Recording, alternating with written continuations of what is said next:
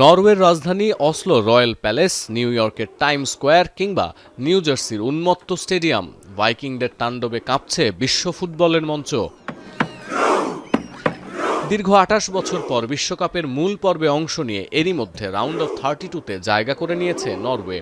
সেনেগালকে ৩-২ গোলে হারিয়ে প্রায় ৩ দশক পর লাইমলাইটে স্ক্যান্ডিনেভিয়ান অঞ্চলের নর্ডিক দেশটি। এমন অর্জনের উদযাপনেও ছিল ইতিহাস আর ঐতিহ্যের মিশেল। ভাইকিং রোর সুরে মাতল গোটা দুনিয়া। সেনেগালের বিরুদ্ধে রুদ্ধশ্বাস জয়ের পর গ্যালারি ছাপিয়ে মাঠেও দেখা গেছে ভাইকিংদের এই সেলিব্রেশন।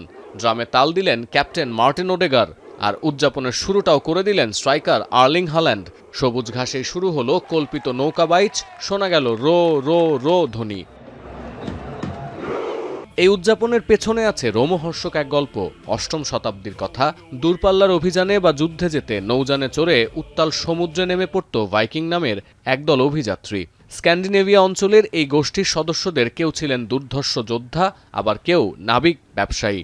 দূর দূরান্তে অভিযান চালিয়ে নতুন ভূখণ্ড আবিষ্কার এবং উপনিবেশ গড়ে বিশ্ব ইতিহাসে বিখ্যাত হয়ে ওঠেন এই ভাইকিংরা। এসব অভিযানে যাওয়ার সময় তারা একসঙ্গে সকলে প্রচণ্ড শক্তিতে দাঁড় বা বৈঠা টানতেন, আর বাকিরা সেই তালে রো রো শব্দ করে উচ্ছ্বাস তৈরি করতেন। নান্দনিক এই উদযাপন শুধু গ্যালারি আর মাঠেই সীমাবদ্ধ থাকেনি। যুক্তরাষ্ট্র থেকে নরওয়ে সবখানেই দেখা গেছে নর্ডিক সমর্থকদের উন্মাদনা, বাঁধভাঙা উচ্ছ্বাস, কখনো ফ্ল্যাশমব আবার কখনো বিজয় উল্লাস। নানাভাবে ভাইকিং রোর আইকনিক সেলিব্রেশন করে যাচ্ছেন নরওয়েজিয়ানরা।